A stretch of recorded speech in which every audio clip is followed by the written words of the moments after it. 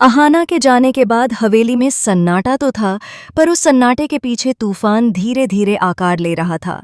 पिशिमोनी की शादी बस एक दिन दूर थी और पूरी हवेली में हलचल थी, लेकिन कोई भी यह नहीं समझ पा रहा था कि अर्जुन के दिल में क्या चल रहा है।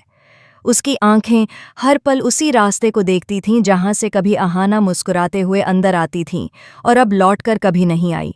दुर्गा देवी को पूरा भरोसा था कि पिशिमोनी ही अब इस घर की बड़ी बहू बनेगी और अर्जुन किसी भी हालत में रस्मों से पीछे नहीं हटेगा। पर हवेली की बाकी बहुएं, खासकर मिली, अर्जुन की आंखों की खामोशी को पढ़ चुकी थीं। उसे पता था कि यह खामोशी सिर्फ एक कमी की नहीं, एक ऐसे रिश्ते की थी जो खत्म तो हो गया था, लेकिन दिल के अंदर अभी भी जिंदा था।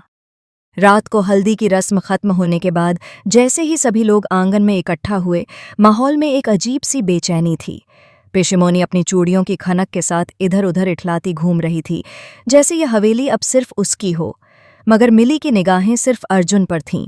वह जानती थी कि आज की रात कुछ बड़ा होने वाला है, कुछ ऐसा जो इस हवेली की कहानी हमेशा के लिए बदल देगा।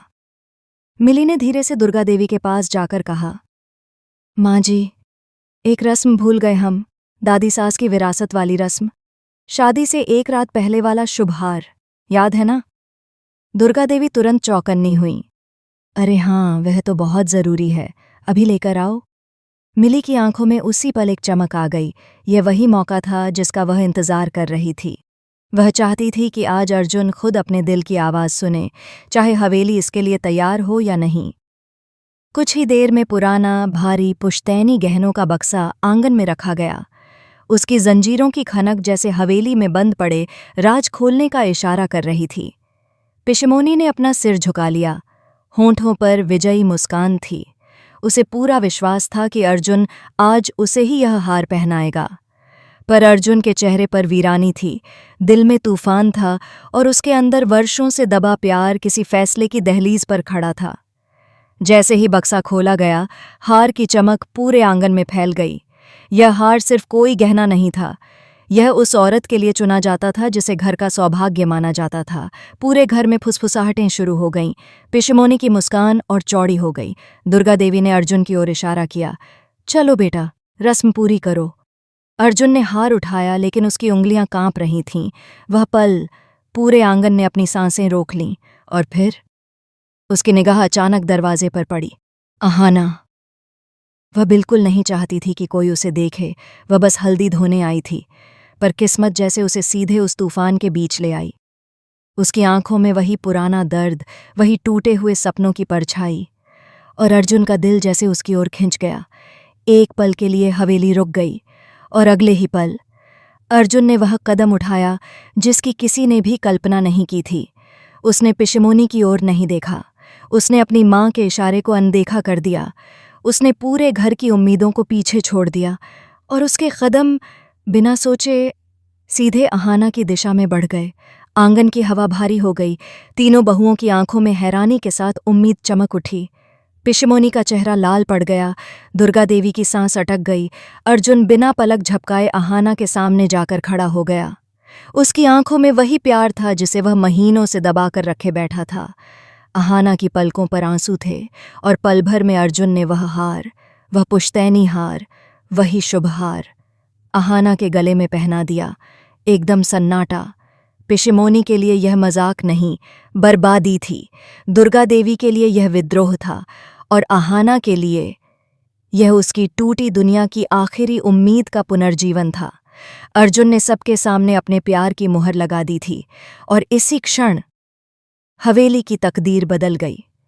अर्जुन द्वारा अहाना को हार पहनाने के बाद हवेली में जैसे कोई अदृश्य तूफान टूट पड़ा।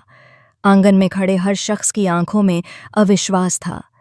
किसी को समझ नहीं आ रहा था कि यह हुआ क्या है। पिशिमोनी का चेहरा लाल से नीला पड़ चुका था। उसकी आंखें गुस्से, अपमान और हैरानी से फटी जा रही थीं। वह यह बर्दाश्त ही नहीं कर पा रही थी कि उसकी जगह, हाँ उसकी जगह, अहाना जैसे लड़की को हार पहनाया गया। उधर दुर्गा देवी, जो हमेशा खुद को घर की सर्वोच्च सत्ता मानती थीं, अचानक अपनी ही हवेली में खुद को असहाय महसूस करने लगीं। उन्होंने अर्जुन को घूरते हुए कहा, तुम जानते भी हो तुमने क्या किया है? यह शादी की रस्म है, ये खेल नहीं। पर आज अर्जुन वह अर्जुन नहीं था जो अपनी माँ की हर बात को आदेश समझकर झुक जाता था। उसकी आंखों में एक दृढ़ आग थी, वह आग जिसे अहाना के जाने के बाद दफन कर दिया गया था। वह बोला, माँ, मैंने बस वही किया है जो मेरा दिल कई महीनों से कहना चाहता था। मैं किसी और के साथ जीवन नहीं बिता सकता। पिशमोनी ने चीखते हुए कहा, मैंने ये अपमान कभी नहीं सोचा था।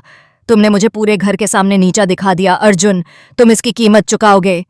उसकी आवाज़ पूरे आंगन में गूंज उठी, लेकिन अर्जुन ने उसकी ओर एक बार भी नहीं देखा। अहाना इस बीच पूरी तरह टूट चुकी थी। उसके लिए यह क्षण जितना सुंदर था उतना ही भयावह भी। वह कांपते हुए बोली, अर्जुन, आप ऐसा क्यों कर रहे हैं? माँ जी का गुस्सा, पिशमोनी का क्रोध, ये सब आप बर्दाश्त नहीं कर पाएंगे। लेकिन अर्जुन ने उसका हाथ पकड़ लिया, जैसे वह दुनिया के हर डर को उसकी आंखों से मिटाना चाहता हो।